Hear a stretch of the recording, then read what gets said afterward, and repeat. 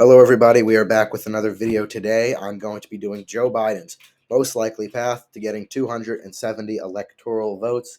The previous video I made was Donald Trump's most likely path to 270 electoral votes. Today, it will be for Joe Biden. And keep in mind, for anybody that believes that this election is over and that Trump has it in the bag, or I guess if you believe Biden has it in the bag, this election is far from over. And in the next 6 months, shaping up to the election are going to be crucial to determining as to whether or not who is going to win the election. We're 6 months out from the election as of yesterday. Now, I guess under 6 months to go, and I'm going to be doing the most likely case for Biden to get 270. I'm also going to be making videos like best case scenario videos for Trump and Biden, and some poll and data analysis going forward. Although I know that the most popular videos are the election predictions. Right now, it is between Trump and Biden. We'll be having some Senate prediction videos come out and governor predictions coming out in the near future. With that being said, let's get into Biden's most likely path to 270, most likely path to retaining the presidency of the United States. If Joe Biden is going to be winning this election, he certainly is going to be winning the safe states that he did in the previous election in 2020. So many people believe that states like New Jersey or even New York could narrow into a likely column, given the fact that Trump has been there, been campaigning in New York, given the fact that we've seen polls that have Biden only leading about 10 points. If Biden, in fact, wins the presidency, those states will not be, at all competitive in the election.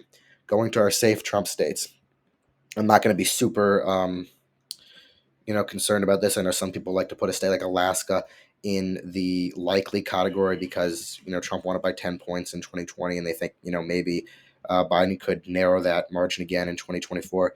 For the sake of the video, we're going to be doing the classic 181 safe electoral votes for Biden to Trump's 125. That's normally what most people see in the predictions.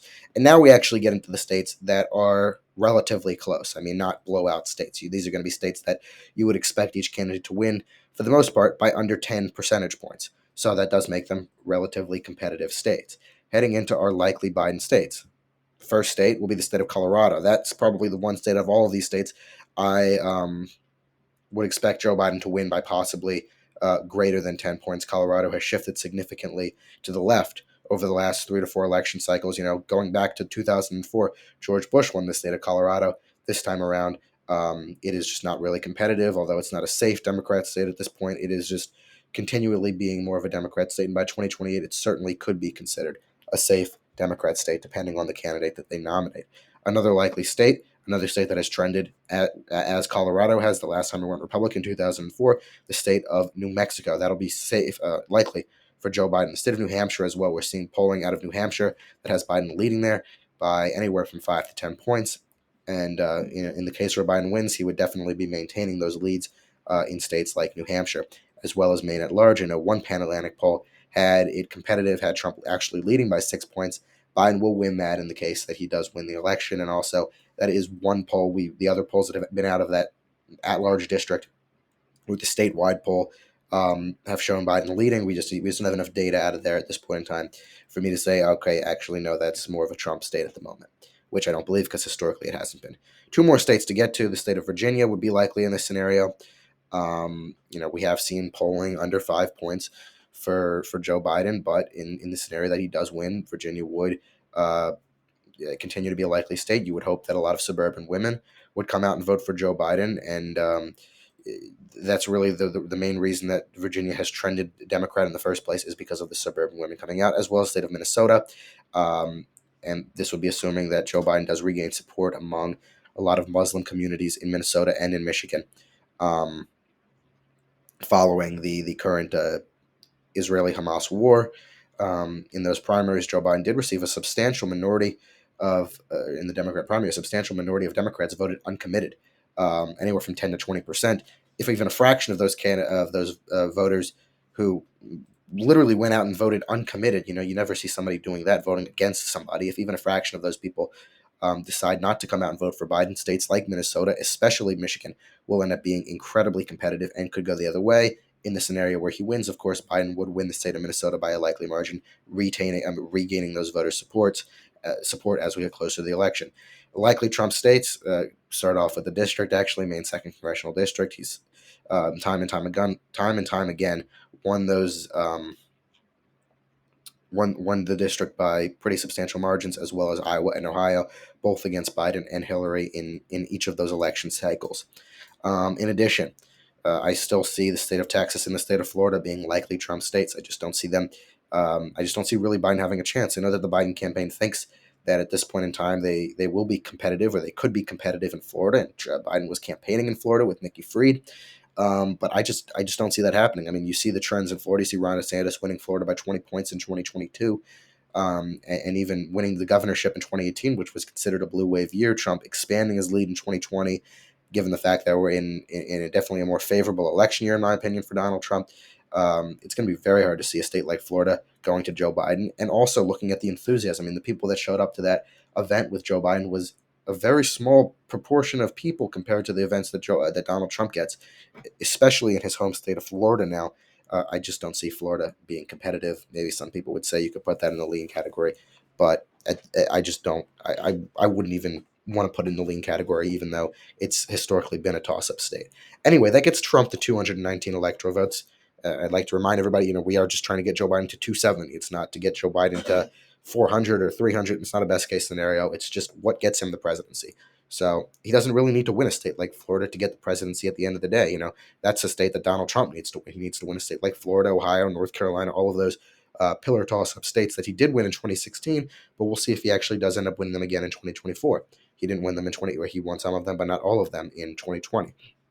Looking at our lean Biden states, that's going to be Nebraska second congressional district. That's just, I don't really have much to say on that, other than that would be a lean Biden district. I'll come back to some more lean Biden states. Lean Trump states, North Carolina, that's a lean Trump state.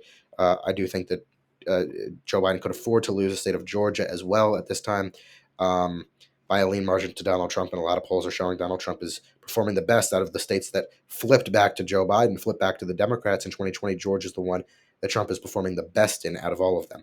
Um, Going back to some lean Biden states, the state of Pennsylvania, in my opinion, would have to lean in favor of Joe Biden. We see that Pennsylvania is probably going to be the most competitive Rust Belt state. Frankly, I do think that Michigan and Wisconsin, if Biden ends up winning them, would be by smaller margins, or if Trump ends up winning them, would be by a larger margin than Pennsylvania.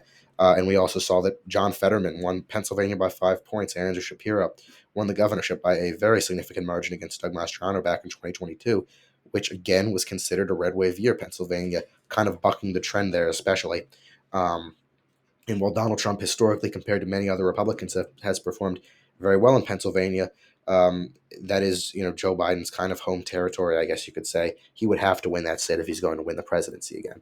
Looking at some tilt in the rest of the states, that is the lean Democrat states, Republican states. Looking at some tilt Republican states, the state of Arizona would tilt for Donald Trump. We see a lot. We saw the most recent poll from Bloomberg had Trump up 7 points. Do I think Trump's going to win Arizona by 7 points at the end of the day? Probably not, but nonetheless, that is pretty drastic considering the previous polls that we've seen out of Arizona from 2020 and even 2016, when Arizona was a more Republican state, when John McCain was the senator from Arizona. Um, you know, Trump only won by 5 points, and most polls showed Trump not winning by 7 points. So, Arizona is definitely a state to be looking at. As I said, I don't think he's going to end up winning by 7 points, but I do think he probably would retain the state of Arizona. Now flipping over to a tilt Biden state. This is kind of going with Minnesota, assuming that Joe Biden would win back a lot of those Muslim voters who voted uncommitted to him in the primaries. He would end up retaining the state of Michigan. This is the state out of all of the Rust Belt states that he won by the biggest margin. Um, Keeping with that trend, Joe Biden would also have to end up winning the state of Wisconsin. And take a look at that number right there. That is exactly 270 electoral votes. Donald Trump, I would say, would win the state of Nevada. Probably has a better chance of winning the state of Nevada than he's ever had in his time in politics. But all Joe Biden needs to do, and really the summation of this video, the whole point to be made is that all Joe Biden needs to do to win re-election, to win the presidency again, is to keep Wisconsin, Michigan, and Pennsylvania as Democrat states. And he hits exactly 270 electoral votes, hoping he doesn't lose Nebraska second, which he has a better chance, in my opinion, of winning than he does the three Rust Belt states. Joe Biden would win the presidency. Now, this is the narrowest of margins that you can win the presidency, beside a 269 electoral tie, which would go to the House of Representatives, and the state delegations would decide who becomes the president. Um, 270 to 268. That is Joe Biden's most likely path to 270 electoral votes. It does not get any closer than that. This would be the closest election in American history, I believe, even closer than George Bush and Al Gore's election in 2000, which was about 272 to 200 something. I'm not that good with the math at the moment. Anyway, Joe Biden wins his reelection as president of the United States with 270 electoral votes on the dot. You know, the path 270 to win. The name of this website that I'm using. That is exactly what Joe Biden gets in this scenario. Anyway, thank you guys for watching the video. This is not my election prediction. This is Joe Biden's most likely path at 270. Please make sure to subscribe to the YouTube channel and comment below your thoughts on my video. Have a great day.